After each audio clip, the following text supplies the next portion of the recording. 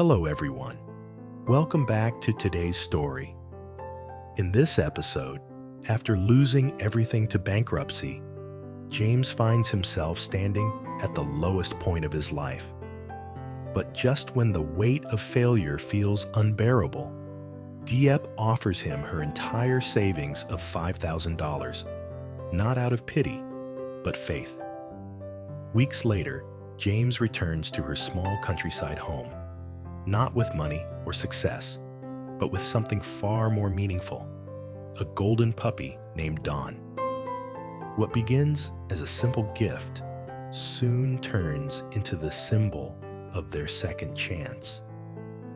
Stay with us until the end, because this isn't just a story about rebuilding a business. It's about rebuilding hope. And don't forget to subscribe to help us reach 10,000 subscribers. Your support truly means the world to us. The morning sky glows faintly gold over the village roofs as Diep pushes her cart through the narrow path. Her small stall sits beside a row of banana trees where the air smells of earth and fresh ginger. She kneels to arrange her produce: onions, lemongrass, a basket of dried chili, and greets the first customer of the day with a bright smile. 15 kilos? Sure, Auntie. Only 105,000. Still the best price in town. The old woman chuckles, pressing a folded bill into Diep's hand before wandering off with her bag full of spice and chatter. As the crowd thickens, laughter and bargaining echo between stalls. Diep wipes the sweat from her brow and glances toward her small garden at the edge of the field. The chicken coop she built last year leans crookedly. The wooden planks are splintered. Need to rebuild that soon, she murmurs. Then, just as she's counting change, a tiny bark cuts through the hum of the market. Diep turns her head. A small golden puppy is following a street vendor, its paws dusty, eyes soft as honey. Something in her chest tightens. It looks just like Hockey, the dog that once chased her through the rice fields before disappearing one stormy night. The vendor notices her staring. Want him? 5 months old, strong and loyal. He eats well. Diep bends down, brushing her fingers through the puppy's silky fur. The warmth feels like a heartbeat. From now on, you'll be called Dawn, she whispers. The puppy wags his tail furiously, as if he already understands he's finally home.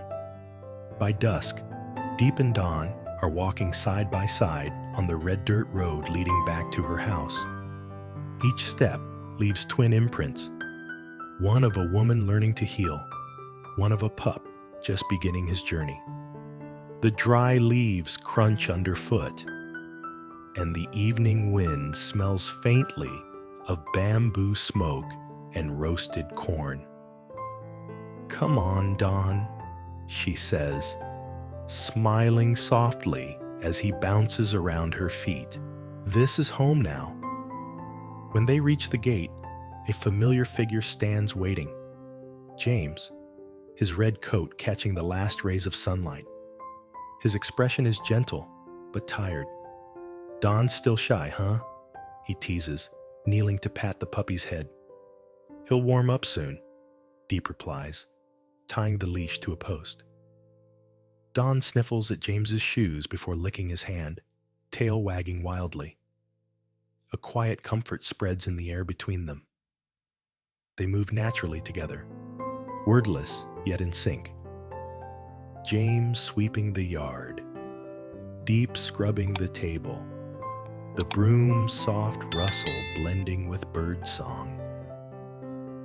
Plant that tree near the corner, James says after a while, pointing toward a young guava sapling. Diep nods, digging a small hole. The scent of damp soil rises, earthy and raw. I'll water the vegetables, he adds, carrying a metal pail.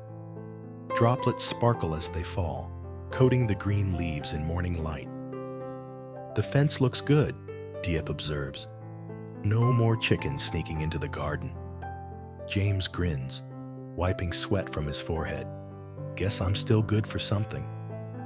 They work until the sun dips low, the sky awash with amber. Dawn lies nearby, half asleep, ears flicking with every sound. James sets a wooden post upright, while Diep holds it steady. "Check if it's level," he says, squinting. Diep climbs onto a small stool and leans to the side, her laugh breaking the silence. "Looks perfect." Their laughter echoes through the yard, mingling with the scent of soil and the faint cry of distant birds. For a brief moment, the world feels weightless. The chores, the fatigue, the debts, they all dissolve, leaving behind only the rhythm of two people working in unison. As the sun sinks completely, James sets down his tools and sits on the step. His tone softens. "Diep, there's something I need to tell you." She pauses, sensing the weight in his voice. "What is it?" James stares at his hands for a moment, then confesses, "My father, he kicked me out of the company. I've lost everything. I don't even own the business anymore." The sound of the wind fills the pause. Diep's heart tightens. Don lifts his head, ears drooping as if he too senses the sadness. Diep walks over and kneels beside James. "I guess something was wrong," she says gently. "You've been so quiet lately." James shakes his head, shame clouding his eyes. "I didn't want you to know. I thought you'd get tired of me." "Tired?" Diep repeats, voice trembling but warm. "James, I stayed when things were easy. I'll stay when they're hard too." His lips part, eyes glistening. "You mean that?" She nods, cupping his hand. "Rich or poor, it doesn't change how I feel." Tears spill down James's cheeks. "I can't hide anymore. The truth has been eating me alive." Diep squeezes his fingers. "Then stop hiding. We'll face it together." A gust of cold wind sweeps through, scattering the leaves. James leans into her embrace, his shoulders trembling against her chest. For a long while, they say nothing. Just breathe, hearts beating in sync. In that fragile silence, the burden transforms into something else. Not a secret anymore, but a shared truth. An invisible bond that makes them stronger. When James finally pulls back, his eyes burn with renewed fire. "I'll start again. I'll build a new company, no matter how long it takes." Diep's gaze steadies on his. "Then we'll build it together, from zero." He blinks, almost laughing through the tears. "Together?" She smiles, eyes fierce. "You have the experience. I have $5,000 saved from my stall. It's not much, but it's everything I have." He shakes his head, overwhelmed. "Diep, I can't." "You can," she interrupts, pressing his hand. "It's not charity. It's faith." At that, James falls silent. The word faith hangs in the air like the faint glow of twilight. Soft, steady, unbreakable. Don suddenly barks, running in circles around them, tail wagging like he's cheering them on. The two burst into laughter, tension melting into joy. The sky burns red as the sun dips below the horizon. Diep looks at James, voice low, but full of conviction. "Let's not just rebuild for ourselves. Let's create jobs for others too. People who've lost hope, like we once did." James nods, his grip tightening around her fingers. "We will. And no matter what happens, we'll stay together. For a moment, time seems to pause. The evening breeze carries the scent of earth and ginger. Their shadows stretch across the ground, two silhouettes side by side, anchored by love and resilience. The promise isn't loud or fancy. It doesn't need to be. It's simply there, glowing quietly like an ember, one that will burn through every hardship, lighting the path ahead. The next morning, sunlight filters through the thatched roof, painting ripples of gold on the earthen floor. Dawn stretches, tail wagging, as Diep steps into the yard, holding a steaming bowl of rice for him. "Eat up, little one," she says softly. Don buries his nose into the bowl, crunching happily, while James repairs the bamboo fence nearby. The house feels alive again. It's not grand, but the air is full of motion, of rebuilding, of small beginnings that carry big dreams. James wipes the sweat from his forehead and smiles faintly.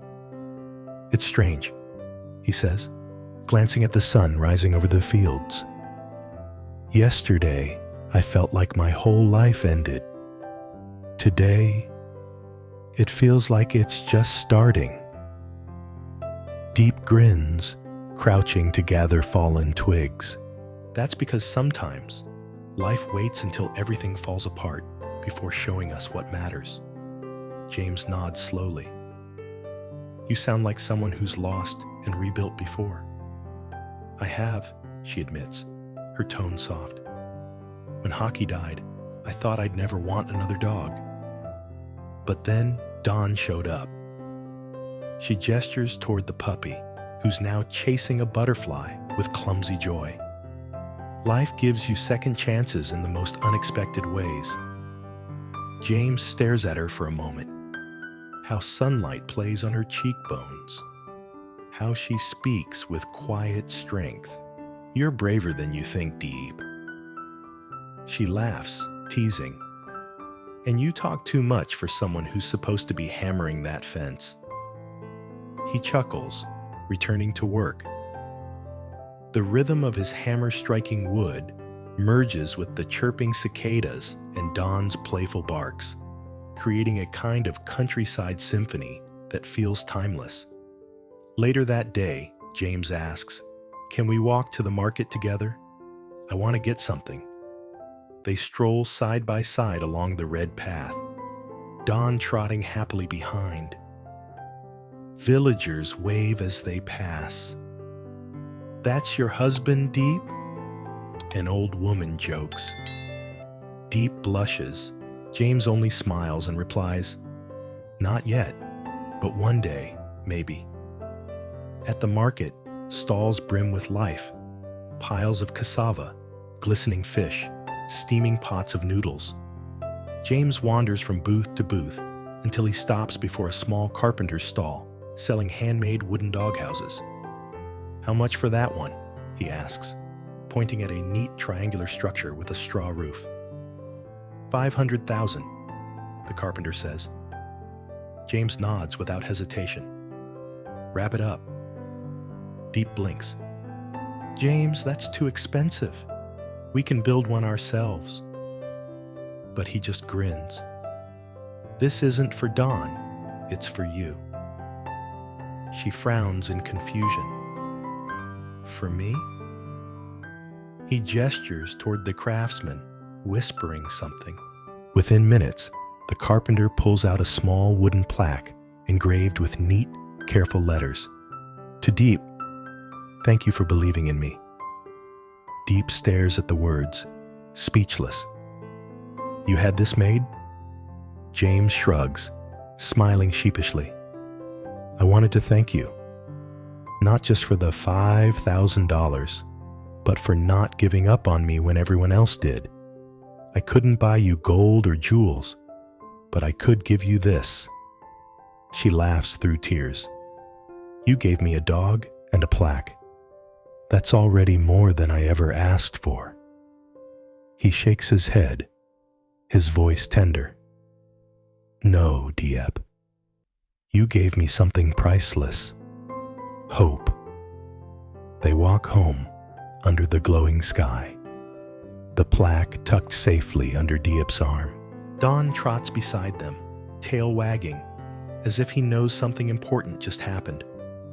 When they reach home, James sets the new doghouse near the garden. He places the wooden plaque beside it, anchoring it into the soil like a quiet monument. There, he says, stepping back. Now, everyone who visits will know this place was built from kindness. Diep kneels, tracing her fingers over the letters. James, this is the nicest thing anyone's ever done for me. Then keep it, he says softly. So whenever you doubt yourself, you'll remember you're the one who helped me stand again. For a moment, neither speaks. The evening wind sweeps through the bamboo fence, carrying the scent of lemongrass and damp soil. Dawn curls up beside the plaque, eyes closing peacefully. The next few days roll by in a rhythm both gentle and full.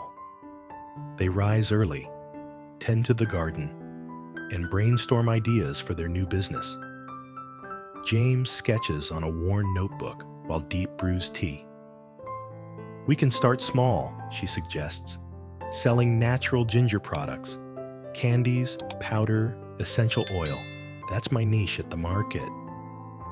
James's eyes light up. Exactly.